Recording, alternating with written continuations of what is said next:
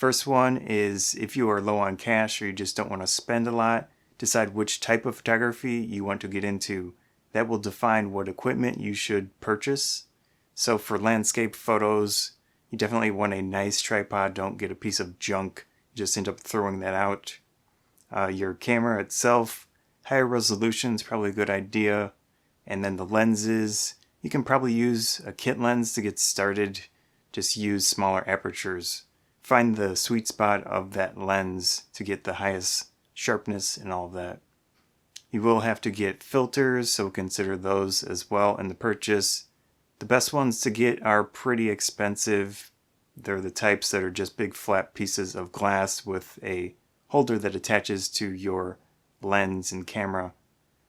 Besides that, a wired shutter release is the cheapest option for avoiding shake. With macro photos, you will want a 1:1 ratio magnification lens. Forget the kit lens, it's really not going to help you too much unless you get extension tubes, but it's a smaller aperture lens to start with, not an ideal situation. So the 1:1 ratio lens is probably the best option, maybe $1,000 or so, or buy a used option, which is always good. You also want some type of lighting. LED lights are probably the best option. You can use the flash as well. You'll attach that to the front of your lens or around the camera in some way to get those macro situations lighted well. So for nature photos with animals in them, you definitely need a large telephoto lens, probably a tripod in some situations, but image stabilization is a key feature in those situations as well. I think the best option, especially price-wise, is a camera with the lens fully integrated. It won't come off. It's not an interchangeable camera. Maybe a Sony RX10 series camera has a very long-range zoom lens attached. High-quality images. The sensor isn't huge, but in those cases, smaller sensors can definitely do the job. It does have stabilization and all that as well. For portraiture, something around 35 or 50 millimeters to start. Price-wise is good depending on your camera. If you're going full frame, get a 50. If you're going a crop camera, get the 35.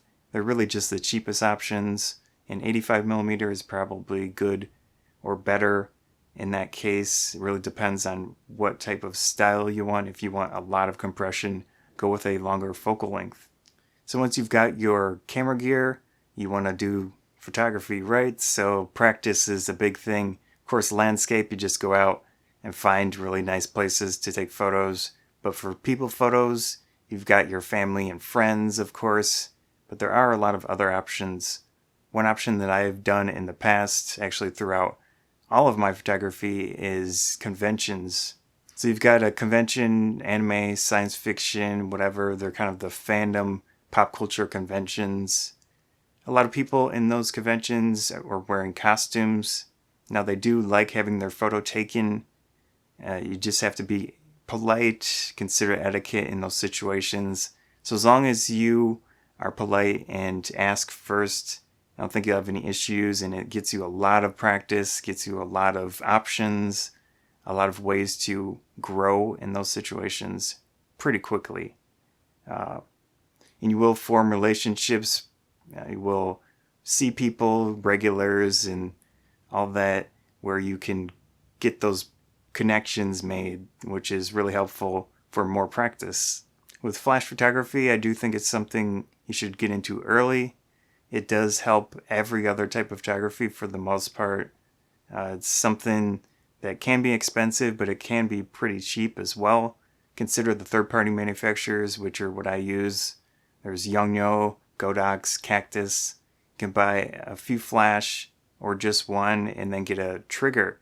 So you want to do flash off the camera. You really don't want to do it on the camera.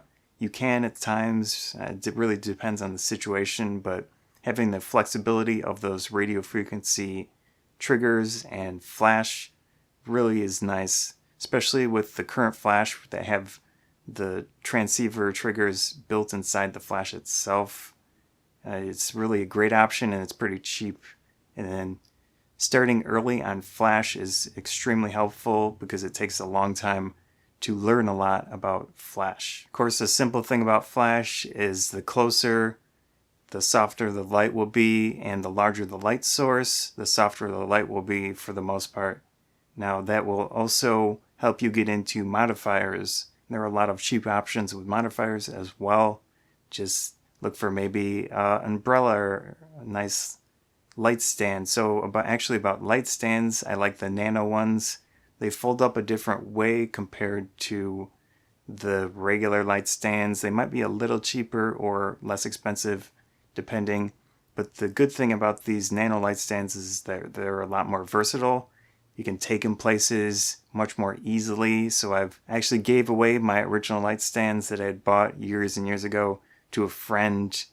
And then I did buy the nano versions, and I use those at the moment for most of my stuff. So with flash and actual settings, I do think you want to use full manual mode when you're using flash. There's a lot of variables involved, and using full manual in your camera with the flash allows you to consistently understand what's happening, and it allows you to grow with flash and be able to fully control and adjust light and not have to worry about if the camera is going to automatically decide something.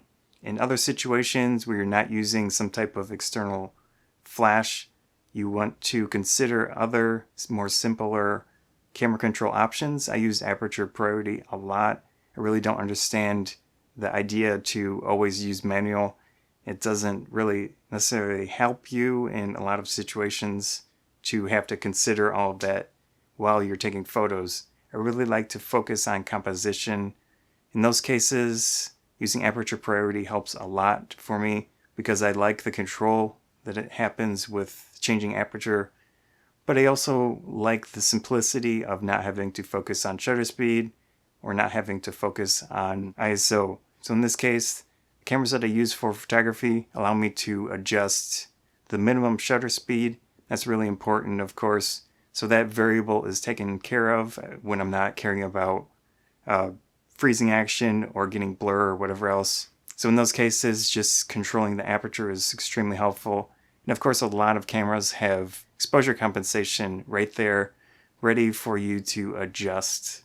That said, something like just reading your camera's manual is extremely helpful. You'll find little tips and tricks in those manuals that you'll be surprised you never knew in those cases. So it is good to read your manual, or at least skim it and understand, what's all capable with your camera. Of course, other research like videos such as this or similar content is extremely helpful. Learning something beforehand is good, but of course, getting out there and just taking photos is also great. So those are the tips I have at the moment to help you expand your progression in photography.